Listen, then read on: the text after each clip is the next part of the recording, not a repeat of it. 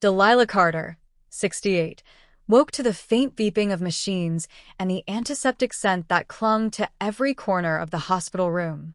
Her body ached, stitched and fragile, but her heart held steady in one expectation: her son, Grayson, would arrive soon. She pictured his familiar stride entering the doorway, the reassurance in his voice telling her everything was fine. Clutching her phone, she dialed his number with trembling fingers, certain he was only delayed. The first call went unanswered.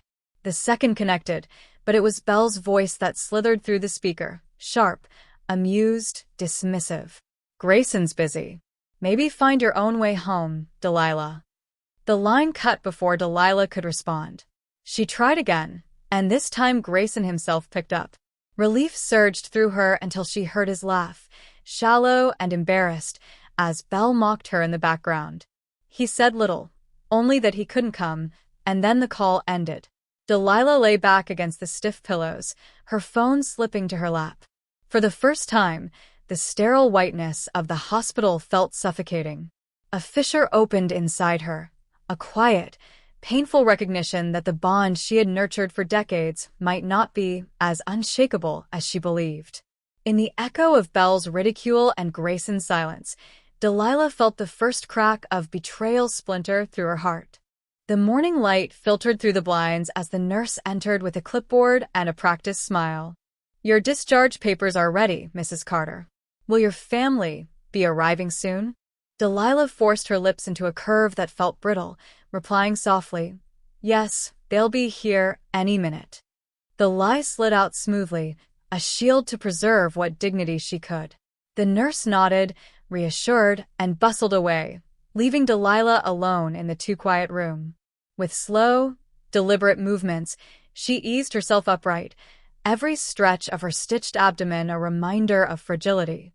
She folded her gown, tucked away toiletries, and slipped her feet into worn shoes. Each item placed in her bag seemed to weigh more than it should, as though grief itself had settled into the fabric. Around her, the room emptied of her presence, just as her life had been quietly emptied of belonging. Standing by the door, her small suitcase at her side, Delilah lingered for a moment, staring at the vacant chair where she had once imagined Grayson would sit, waiting to take her home. No footsteps came, no familiar face appeared. She understood then, more clearly than ever before, she was not forgotten by accident. She was unwanted by choice. The rental car smelled faintly of plastic and gasoline, a stark contrast to the warmth of the family vehicle she once drove with pride. Delilah gripped the steering wheel tightly, her hands still weak, the stitches in her side tugging with each turn. The road stretched endlessly before her, an unforgiving ribbon of asphalt that seemed to mirror the hollowness within. Every mile carried her closer to a house that no longer felt like home, and further from the illusion that she was cherished.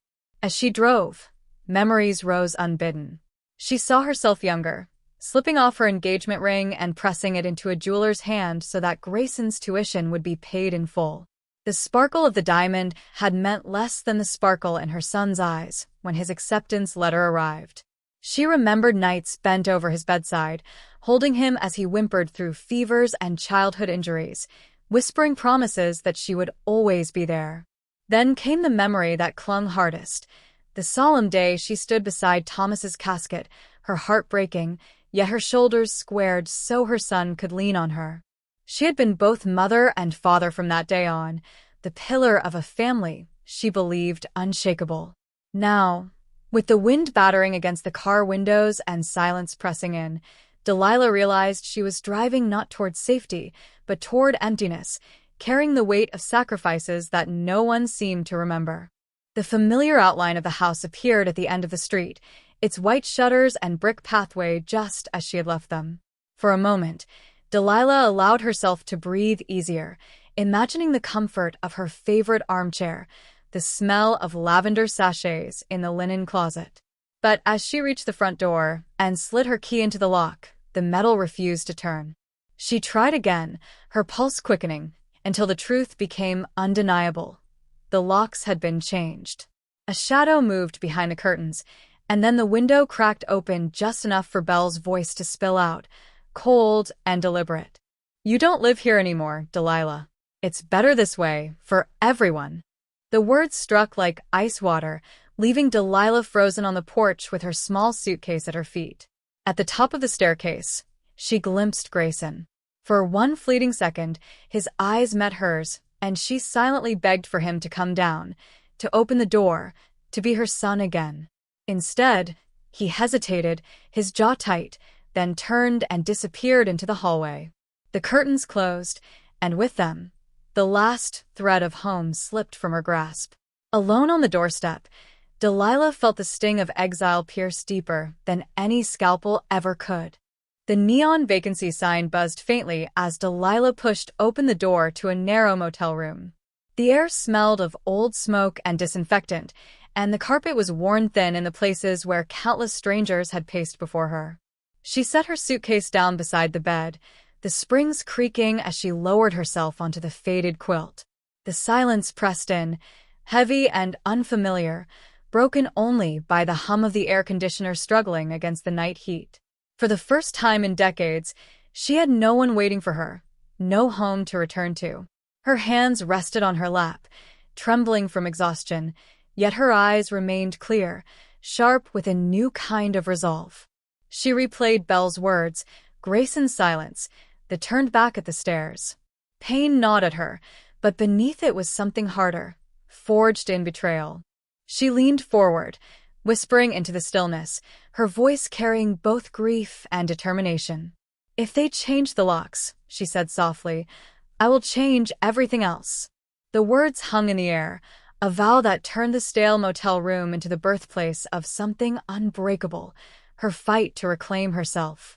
Lying on the stiff motel bed, Delilah let her eyes drift shut, but sleep would not come. Instead, memories unfurled like fabric across a cutting table. She saw herself years ago, standing tall behind the counter of Delilah's dressings, the tailor shop she had poured her soul into. Bolts of fabric in every color lined the walls. Customers trusted her skilled hands to stitch gowns and suits that carried their dreams. In those days, she was not just someone's mother or wife. She was Delilah Carter, a name spoken with respect in her community. The memory of Thomas warmed her even as it stung. She saw him in the shop's doorway, his smile steady, his words always practical. "Keep the land in your name, Delilah," he had told her one evening as they closed the register. "People change. Promises change. But land will keep you standing." She had laughed then, brushing off the warning, believing family was a stronger anchor than any deed or title. Now, in the dim motel room, his voice returned with new weight. People had changed, Grayson most of all. Promises had dissolved, love had thinned, but the land Thomas insisted she hold onto remained hers. She pressed a hand to her chest, as though she could still feel him there, guiding her forward. For the first time since the hospital, she sensed a spark of strength returning. She was more than abandoned. She was still the woman who had built, created, endured. Even before the locks had changed, Delilah had felt Belle's poison seep slowly into the walls of the house. At first, it was small, an eye roll when Delilah offered advice, a clipped tone when she asked a question. Then it grew bolder. Belle mocked her clothing as grandmotherly relics, laughed at her recipes as old-fashioned, and dismissed her opinions as if they were dust swept from the corners. Each insult was delivered with a sugary smile, but the sting behind it was sharp and deliberate. It was not only words. Family photos where Delilah once stood proudly beside her husband and son disappeared from the mantel, replaced by framed images of Belle in her curated perfection. The quilt she had hand-stitched lay folded in a closet, swapped for store-bought throws. Even the garden she once tended with Thomas had been replanted, its roses ripped out in favor of Belle's chosen arrangements. Bit by bit, Delilah's fingerprints were scrubbed from the home she had built. What hurt most was not Belle's cruelty, but Grayson's silence. He watched the erasures, the sneers, the careless dismissals, and said nothing. Sometimes he even smiled faintly, as though amused by the spectacle. In his quiet complicity, Delilah understood a painful truth. It was not just Belle pushing her out. It was her son allowing it, and perhaps wanting it. The house that once pulsed with Delilah's presence became a stage for Belle's performances. Friends crowded the living room, their laughter rising in waves as Belle told stories at Delilah's expense, mimicking her careful speech, exaggerating her age-worn movements. "She's like a legacy decoration," Belle quipped once, and the room erupted in laughter. No one questioned it. No one looked toward the woman who had hosted countless gatherings there, who had once filled those walls with warmth. Delilah found herself excluded more and more. Invitations that once came with Grayson's eager voice now arrived late or not at all. She would learn of birthdays, anniversaries, and holiday dinners only when the noise of celebration drifted up the street. Standing at her window, she sometimes caught glimpses of guests arriving, champagne bottles in hand, as though the home had always belonged to Belle alone. Slowly, she felt herself fading. Her laughter no longer echoed in the hallways, her recipes no longer simmered in the kitchen, her photographs no longer anchored the shelves. She was a ghost in her own life, watching as the house she had built with Thomas transformed into something unrecognizable. Each omission, each dismissal, was another brushstroke painting her out of the picture, until she was nearly erased altogether. Long before she was locked out, Delilah had sensed the tide turning against her. Quietly, almost instinctively, she had hidden a small camera in the living room, tucked high among the shelves where no one thought to look. At the time, she told herself it was only for safety, a precaution against theft or accident. But deep down, she had known it might one day reveal truths she wasn't meant to see. Now, in the dim glow of the motel's flickering lamp, she sat hunched over her laptop, the silence broken only by the low hum of the video. The screen showed a Halloween party in full swing, guests in costumes laughing and drinking, the house alive with music she no longer chose. Then Belle appeared, draped in one of Delilah's old cardigans, her hair wrapped in a scarf to mimic the way Delilah wore it at night. She hunched her shoulders, wobbling exaggeratedly with a cane, parodying every movement. The room of partygoers roared with laughter, their delight cruel and unrestrained. Grayson held the camera himself, his chuckle rising above the noise, encouraging Belle's mockery.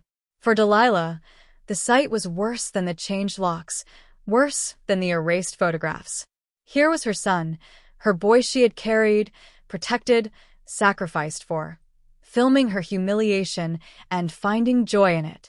Watching from the shadows of the motel, Delilah felt the betrayal crystallize into something sharper, colder, undeniable proof. The next morning, Delilah sat at the small desk in the motel room, her laptop humming quietly as she transferred the cruel footage onto a blank disk. Her hands shook, not from weakness, but from the weight of what she was preserving. Each frame was a testament to the truth others might deny, the mockery, the laughter, the betrayal captured in unforgiving clarity.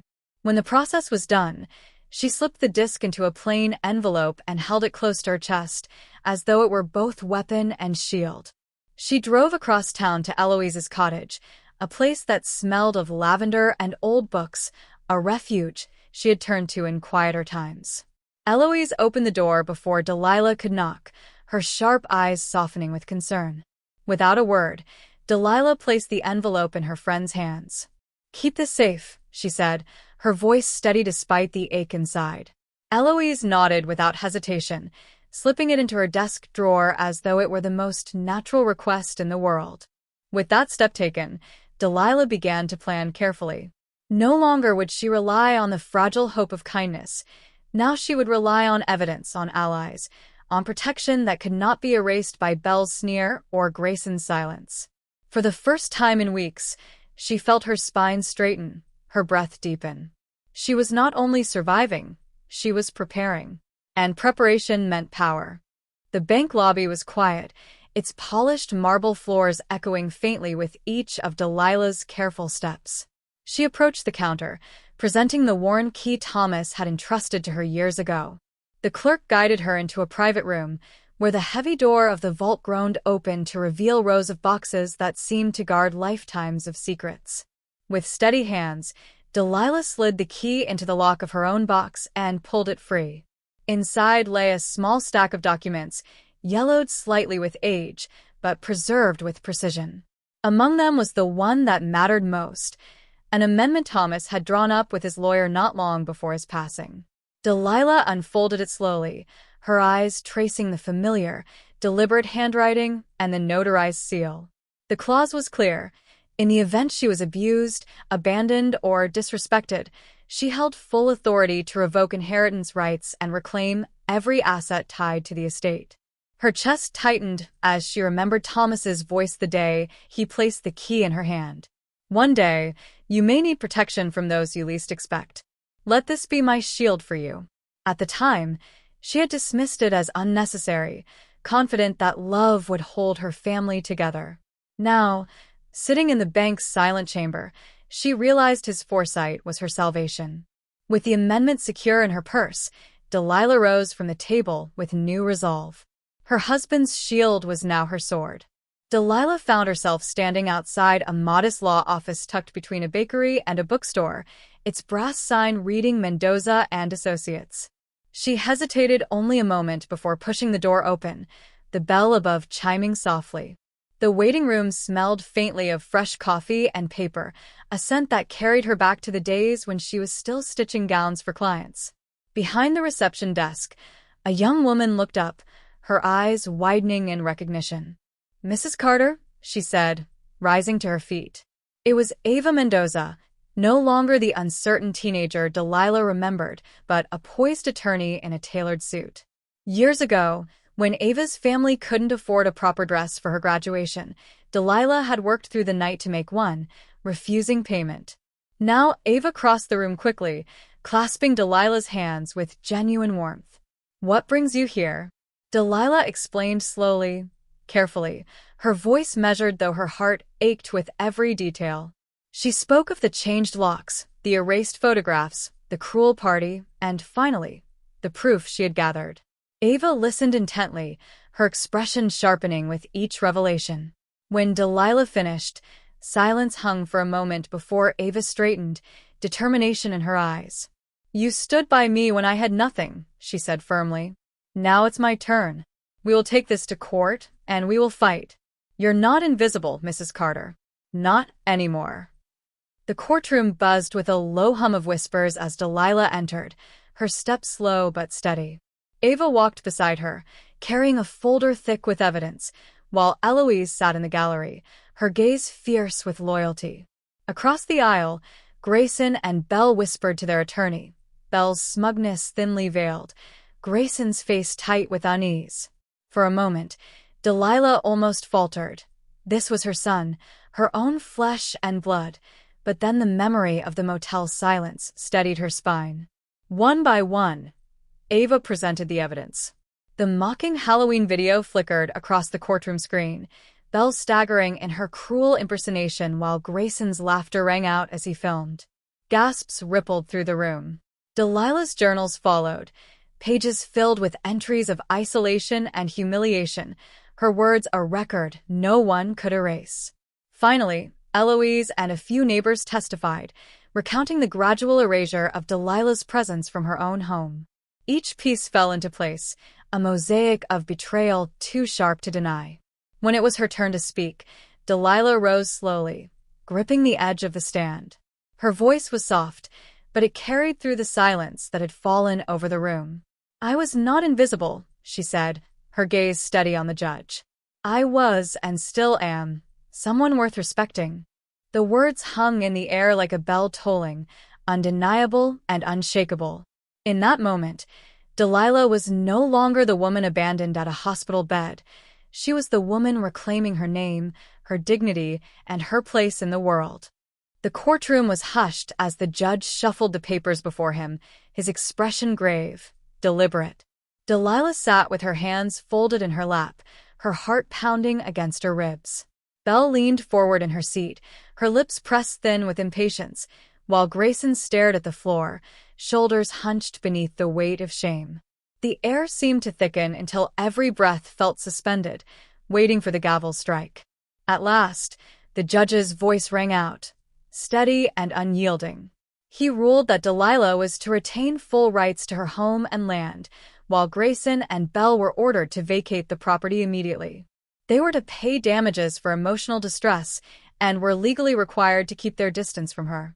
Each word fell with the weight of justice, echoing through the chamber like a long-awaited reckoning. Delilah closed her eyes for a brief moment, letting the verdict wash over her like cool water after a searing flame. She did not look at Belle's furious glare or at Grayson's hollow shame. Instead, she focused on the steady beat of her own heart, strong and resilient. Justice had not erased the wounds, but it had affirmed the truth. She had been seen, heard, and vindicated. When the gavel struck, it was not only the end of the case, it was the sound of her freedom. The house stood silent when Delilah returned, its familiar walls now stripped of the venom that had once filled them. She walked from room to room, touching the banister Thomas had polished, the kitchen table where Grayson once did his homework, the garden path where roses once bloomed. Though memories stirred at every corner, the house no longer felt like hers alone. It felt like a shell ready to be filled with new life.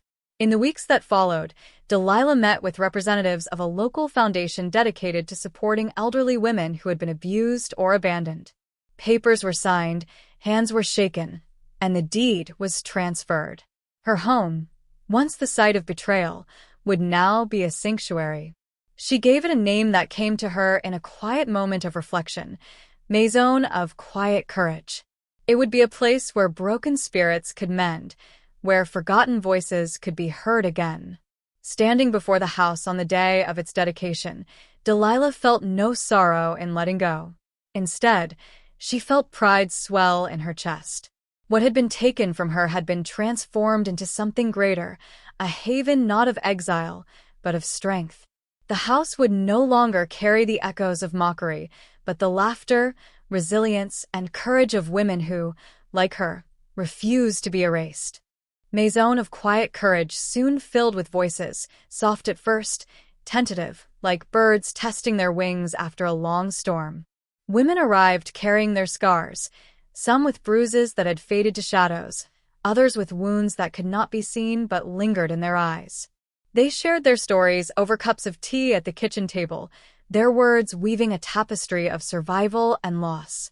For the first time in years, Delilah's home was alive with belonging, not exclusion. Delilah became the quiet heart of the house. She set up her old sewing machine in the sunlit corner of the parlor and began teaching the women how to cut, stitch, and mend, not only fabric, but themselves. In the kitchen, she showed them how to bake bread, its warmth filling the rooms with a sense of comfort and care. Each lesson was more than skill. It was a reminder that their hands still had purpose, their lives still had shape. Most importantly, Delilah urged them to write. Journals, letters, even simple notes, anything that left a record of their voices. No one, she told them gently, has the right to erase you.